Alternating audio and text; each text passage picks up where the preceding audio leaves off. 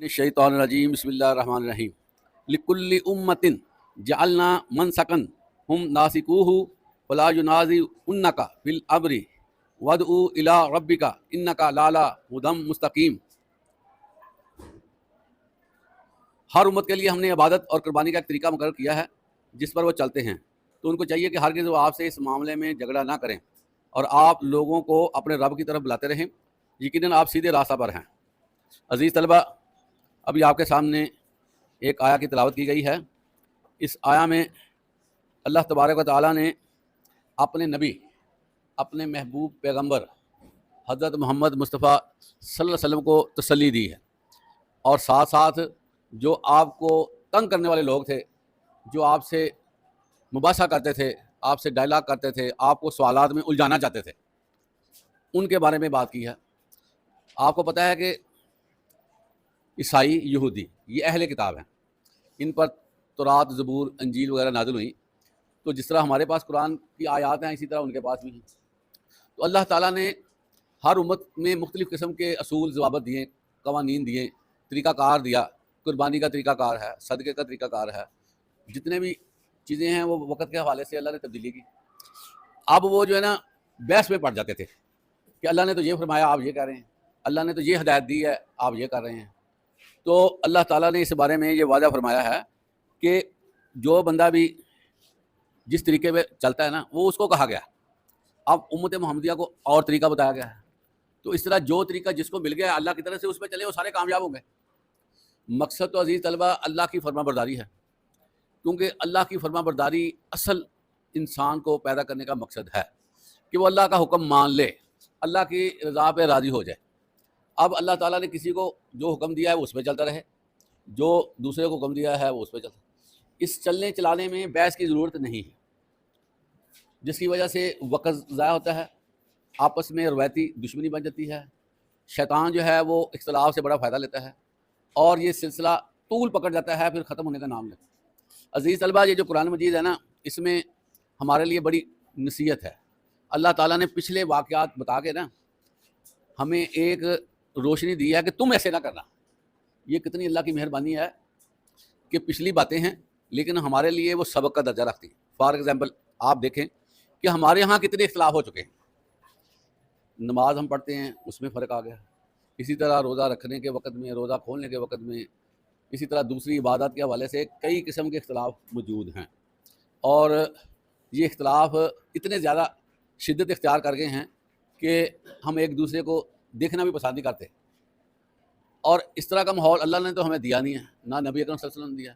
ہم خود جو ہیں اس میں اتنا شدت میں آگے ہیں، ہم دوسرے کو جلدی مسلمان کہنا پسند نہیں کر رہے۔ ہم کہتے ہیں اس کے اندر یہ پرابلم، اس کے اندر یہ پرابلم، یہ ایسے ہے، یہ ایسے ہے، جس کے نتیجے میں کیا ہے، ہمارے ہاں نفرت کی دیوار کھڑی ہے، اور یہ دیوار ایسی ہے جو نہیں لگتا کہ ٹوٹ جائے۔ وجہ کیا ہے کہ سنی ہے بات، نہ دیکھی، نہ پرکھی، نہ اس کے بارے میں نالج، نہ ہمارا کوئی ایسا اس کے بارے میں ویو بنا ہوا ہے، ہمیں کوئی پتہ نہیں ہے، لیکن جو سینہ بہ سینہ سن لی ہے نا بات کہ ایسے تھی، اس پہ ہم جو ہے وہ ڈٹے ہوئے ہیں کہ ایسے ہے، ایسے نہیں، فلاں ہے، فلاں نہیں۔ اتنا اختلاف، اتنا اختلاف، لیکن اسی بندے کو جب آپ روزمرہ امور میں دیکھیں گے، روٹین میں دیکھیں گے، تو اس کے پاس عمل نام کی چیز نہیں ہوگی۔ مزہ یہ ہوتا ہے کہ آپ اگر کوئی بات کرتے ہیں نا تو آپ کے عمل سے بھی کچھ چیز نظر آنی ہے۔ ہم اختلافات اتنے کرتے ہیں کہ ایک دوسرے کو مرنے تک تیار ہو جاتے ہیں، لیکن جب دیکھیں نا دو بندے، نہ وہ نماز پڑھتا ہے، نہ وہ نماز پڑھتا ہے، نہ وہ دین پہ چلتا ہے، نہ دوسرا دین پہ چلتا ہے، صرف زبانی کلامی ہم محبت کا اظہار کرتے ہیں۔ عزیز طلبہ، اللہ تعالیٰ نے جہاں پر ایمان کا ہے نا ایمان، وہاں پر عمل کو ساتھ رکھا، اور عزیز طلبہ اس بندے کا ایمان کسی طور پر بھی مکمل نہیں ہوگا جو ایمان کے ساتھ عمل نہیں کرتا۔ اللہ تعالیٰ کو وہی بندہ پسند ہے جو بات سن کر ایکٹ کرے۔ اب دیکھیں، مسلمانوں نے بھی فوت ہونا ہے، قیامت کے دن اٹھنا ہے، سب نے اٹھنا ہے نا، لیکن اللہ نے کیا فرمایا ہے؟ بڑی غور طلب بات، اللہ نے فرمایا کہ وہ لوگ خوش ہوں گے جن کے اعمال کا وزن زیادہ ہوگا۔ اما من ثقلت موازینہ فہو فی عیشۃ راضیہ، جس شخص کے اعمال کے وزن زیادہ ہوں گے وہ خوش دل ہوگا، دل پسند زندگی میں ہوگا۔ واما من ثقلت موازینہ فامہ ہاویہ وما ادراک ما ہی نار۔ جس شخص کے عمل ہلکے ہوئے، اس کا عمل والا پڑھنا ہلکا ہوا، برائیوں والا زیادہ ہوا۔ اللہ تعالیٰ نے کتنی سخت بات کی ہے، اس کی منزل حاویہ ہے، اس کی منزل۔ اور اللہ تعالیٰ پھر سوالیہ انداز سے پوچھتے ہیں کہ پتہ ہے کیا حاویہ؟ حاویہ کسے کہتے ہیں؟ پھر اللہ تعالیٰ خود اس کو رسپونڈ کرتے ہیں، حاویہ ایک بھڑکتی ہوئی آگ ہے۔ بھڑکتی ہوئی آگ کا مطلب پتہ ہے عزیز طلبہ؟ کبھی آپ نے لوہا پگھلتا نہیں دیکھا؟ اس میں عام آگ نہیں ہوتی، اس میں پریشر ڈیولپ کیا جاتا ہے، اس میں طاقت بنائی جاتی ہے اسی آگ میں۔ فار ایگزامپل کولا رکھا گیا ہے، کوئی چیز رکھی، اس میں بڑی شدت سے نا ہوا داخل کی جاتی ہے، بلور کہتے ہیں اسے۔ بلور چل رہا ہوتا ہے، وہ اس پہ لگتا ہے، وہی کولا جو نارمل نظر آتا ہے شدت سے اتنی آگ بنا دیتا ہے کہ لوہے جیسی سخت چیز وہ ختم کر دیتا ہے۔ اللہ کہتا ہے بھڑکتی ہوئی آگ، آپ اس کو نا لوہے کے ساتھ گرم کرنی جو آگ ہے نا، اس کو کمپیریزن کر کے دیکھ لیں، نارمل آگ اور بھڑکتی ہوئی آگ کا کتنا فرق ہے۔ اللہ کہتے ہیں جو اعمال سے عاری لوگ ہوں گے نا، جو زبانی جمع تفریق کرتے ہوئے پھر امتوں کو آپس میں لڑاتے ہوں گے، خام خواہ پوسٹ کر دیتے ہیں اختلافی پوسٹ، سوشل میڈیا پہ جنگ شروع ہو جاتی ہے، کوئی کچھ کہتا ہے کوئی کچھ کہتا ہے، اور اس طرح ماحول بنا دیا جاتا ہے کہ جیسے حق و باطل کی لڑائی ہو رہی ہے۔ لیکن جب دیکھیں تو مسلمان آپس میں یہ حرکتیں کرتے ہیں۔ عام طور پر لوگ جو ہیں دوسرے کو کافر کہہ دیتے ہیں، دوسرے کو لعنتی کہہ دیتے ہیں، دوسرے پہ کیچڑ اچھال دیتے ہیں۔ عزیز طلبہ ایسی ایسی گندی بات آ جاتی ہے سامنے، کل کو اللہ کے ہاں وہ کیا جواب دیں گے؟ جو بندہ عزیز طلبہ اپنے آپ کو مسلمان کہلاتا ہے نا، کلمہ پڑھتا ہے، وہ واجب الاحترام ہو جاتا ہے۔ اللہ کے نبی نے فرمایا کہ مومن مومن کا بھائی ہے، مسلمان مسلمان کا بھائی ہے، نہ اس کو وہ گالی نکالتا ہے، نہ اس کو وہ ایسی بات کرتا ہے جس کے ادھر دل ہرٹ کرے، نہ ہی جو ہے اس کی عزت کے حوالے سے کوئی ایسی۔ ہم یہ ساری باتیں غلط کر رہے ہیں۔ ایک تو لوگوں کو گالی نکال دیتے ہیں، لوگوں کو اس کی برائیاں اچھالتے ہیں، دوسرا ہے کہ اس کی عزت کی طرف بھی دیکھتے ہیں۔ یہ مسلمان ہے جو دوسرے کی عزت کرتا، مسلمان دوسرے کی عزت کا رکھوالا ہوتا ہے۔ ہم ایسے مسلمان ہیں جو گھر سے باہر نکلی ہوئی بچی کو گھور سے دیتے ہیں اور اس کو نا اس کی ٹک ٹکی لگاتے ہیں، تو بتائیں یہ عزت کی پامالی نہیں ہے؟ آپ سے فرمایا کہ مومن کی جو عزت ہے نا وہ خانہ کعبہ سے بھی زیادہ ہے۔ خانہ کعبہ کتنی عزت کا مالک ہے، اللہ تعالیٰ نے اس کو ہزاروں سال سے عزت دی ہوئی ہے، ساری دنیا دوڑتی ہے اس کی طرف، لیکن اللہ کے نبی فرماتے ہیں خانہ کعبہ سے بھی اس کی عزت زیادہ ہے جو مومن ہے۔ تو ہم لوگ پگڑیاں اچھالتے رہتے ہیں اور جو مرضی منہ میں آتا کہتے رہتے ہیں، جس کے نتیجے میں جو اختلاف رائے ہے نا وہ ختم نہیں ہو۔ اس آیت میں یہی فرمایا جا رہا ہے کہ لوگوں تم جس کو سمجھتے ہو چلتے ہوئے تم اس پہ چلو، اگر تم نے اس کا رٹ نکالا کہ یہ ٹھیک ہے تو اس پہ چل جاؤ، تو دوسرے کو چلتے ہوئے اس کو ذلیل نہ کرو کہ تم غلط ہو، تمہارا ٹھیک نہیں ہے۔ ہاں اگر آرگومنٹ ہو، کوئی آپ کے پاس سولر اسٹیٹ ہو، کوئی چیز ہو تو آپ اس کو بتائیں، لیکن لوگوں کو گریبان پکڑنے کی کسی کو اجازت نہیں۔